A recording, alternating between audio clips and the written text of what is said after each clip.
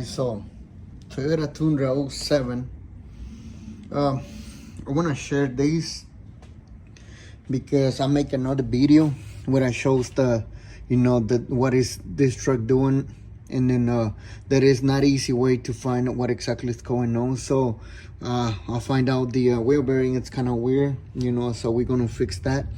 But I want to share this because it's the first time that I'm doing it, and I've been working on cars for a little while, and this is kind of tricky to get it off. This is the first time happened to me. Well, I'm glad that I have some tools, and I got the press machine to work on it, so it makes easy. So first thing that I want to share is to remove the whole spindle. Is not that hard. You just have to remove this 4 17s right here from the bottom.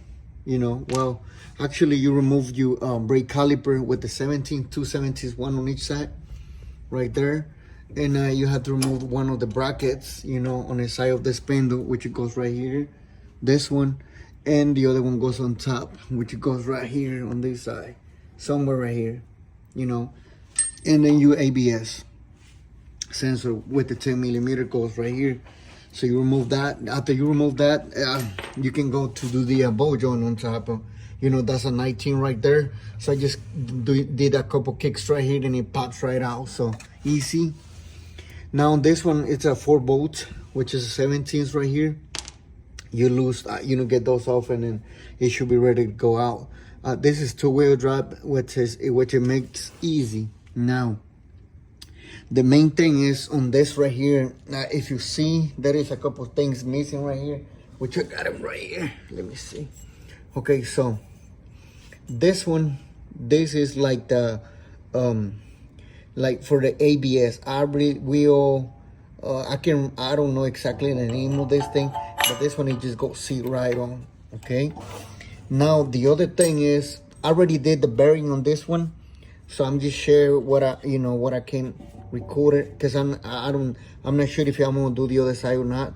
So main thing on this one, this spacer, wheel bearing spacer, or whatever it calls, it goes thread in, so this one goes thread in.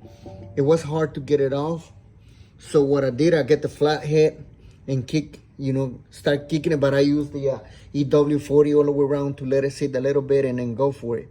So what I recommend on this one, it's gonna be I don't know if you got that specific tool, to do it, but this one goes thread in. Okay, after that, you're gonna tie this all the way down.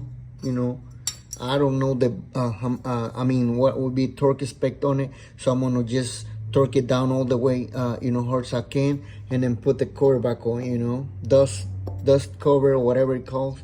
But one thing that let me show you. Let me go over there and show you.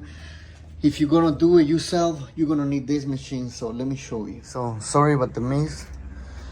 I use this press machine to get it down, and I use the brake thing right here. Let me show you, just in case you have this machine and you have no idea how to do it.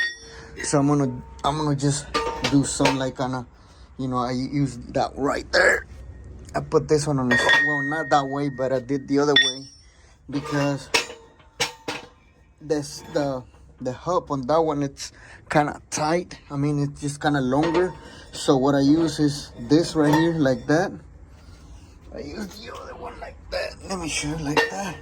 And I use this angle right here on the back. Let me show you. I use that one right there, so I see this one right on the top. Let me press it away. Let me go over there. I did it like that, so because when I press this thing down, if I don't have this angle, it's gonna push it down.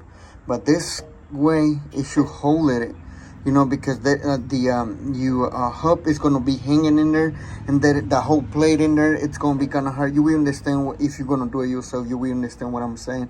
I can't record what I was doing because it was kind of hard.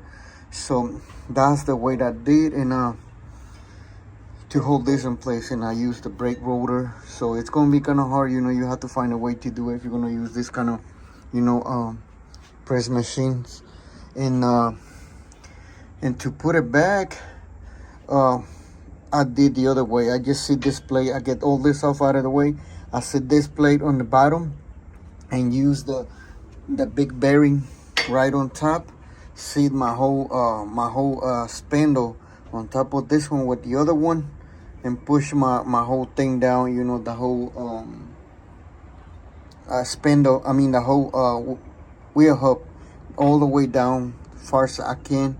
And then I added another, I added another one on top of it, to bring it down, because it was not enough just one. So yeah, and then it will be, kind of tricky get it off. And the other thing is going to be the clamp, the C snap clip goes behind of it, so you have to be careful with that, because I have to reuse that one with the C clip goes in there. So make sure you take your time if you're going to do it yourself. But I recommend not do it if you don't have this machine or any other kind of press machine, because it's not that easy without this thing. Don't try to be smart with the hammer and stuff like that, because it's going to take forever to do it, and then probably it's not going to work. So yeah.